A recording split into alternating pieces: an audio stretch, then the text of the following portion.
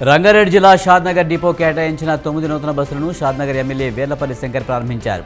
వివిధ గ్రామాల నుంచి వస్తున్న విద్యార్థులకు ఇబ్బందులు తలెత్తకుండా ఉండాలనే ఉద్దేశంతో 9 బస్సులను పునఃప్రారంభించారు. షాద్నగర్ డిపోలో ప్రయాణికుల కోసం నూతనంగా ఏర్పాటు చేసిన ఆర్ఓ వాటర్ ప్లాంట్ను ఎమ్మెల్యే ప్రారంభించారు. హైదరాబాద్ ఇందిరా పార్క్ వద్ద డిఎస్సి నిరుద్యోగుల మహాధర్నాను చేపట్టారు.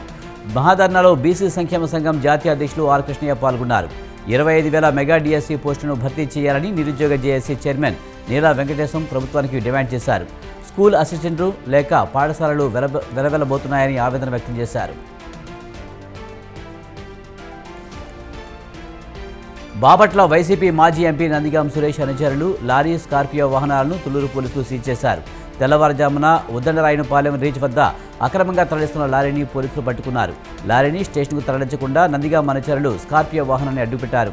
లారీతో పాటు స్కార్పియో వాహనాన్ని కూడా పోలీస్ స్టేషన్కు తరలించారు. నెల్లూరు నగరంలోని కొత్త హాల్ సెంటర్లోని శ్రీరామ్ చిట్స్లో అగ్ని ప్రమాదం జరిగింది. మంటలు భారీగా వ్యాపించడంతో ఆఫీసులోని ఫైళ్లు అగ్నికి ఆహుతయ్యాయి. ఘటనా స్థలానికి చేరుకున్న అగ్నిమాపక సిబ్బంది మంటలను ఆర్పివేశారు. ఎన్నికలకు ముందు ప్రజలకు ఇచ్చిన హామీ మేరకు ప్రజాపాలన అందించే దిశగా నేటి నుంచి రామగుండం కార్పొరేషన్ పరిధిలోని డివిజన్ బాట కార్యక్రమానికి శ్రీకారం చుట్టడం జరిగిందన్నారు ఎమ్మెల్యే రాజ్ ఠాకూర్. పెద్దపల్లి జిల్లా రామగుండం మున్సిపల్ కార్పొరేషన్ పరిధిలో ఇంటింటికి తిరుగుతూ ప్రజా సమస్యలను అడిగి తెలుసుకున్నారు. ఎన్నికల్లో ఇచ్చిన మాటను నిలబెట్టుకుంటామన్నారు నర్సాపురం ఎమ్మెల్యే బొమ్మిడి నాయకర్. పశ్చిమ గోదావరి జిల్లా నర్సాపురం మండలం గొంది గ్రామం నుండి ఎన్టీఆర్ భరోసా పెన్షన్ల పంపిణీ కార్యక్రమాన్ని ప్రారంభించారు.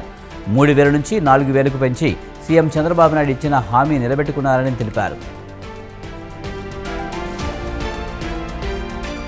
కడప జిల్లా మైదుకూరులో ఎమ్మెల్యే పుట్టా సుధాకర్ యాదవ్ లబ్ధిదారులకు పెన్షన్లు పంపిణీ చేశారు. పెన్షన్ల పంపిణీ కార్యక్రమం పండుగ వాతావరణంలో జరుగుతున్నాయని అన్నారు. గతంలో అందించే 3,000 పెన్షన్ 4,000కి చేయడమే కాకుండా 3 నెలల అరియర్స్తో కలిపి 7,000 అందిస్తున్నామని అన్నారు. ఎన్నికల హామీలో ఇచ్చిన మాటను నిలబెట్టుకున్నామని ప్రతిపాడు ఎమ్మెల్యే బోల రామాంజనేయులు అన్నారు. గుంటూరు జిల్లాలో పెన్షన్దారులకు స్వయంగా పెన్షన్ అందజేస్తున్నామని తెలిపారు.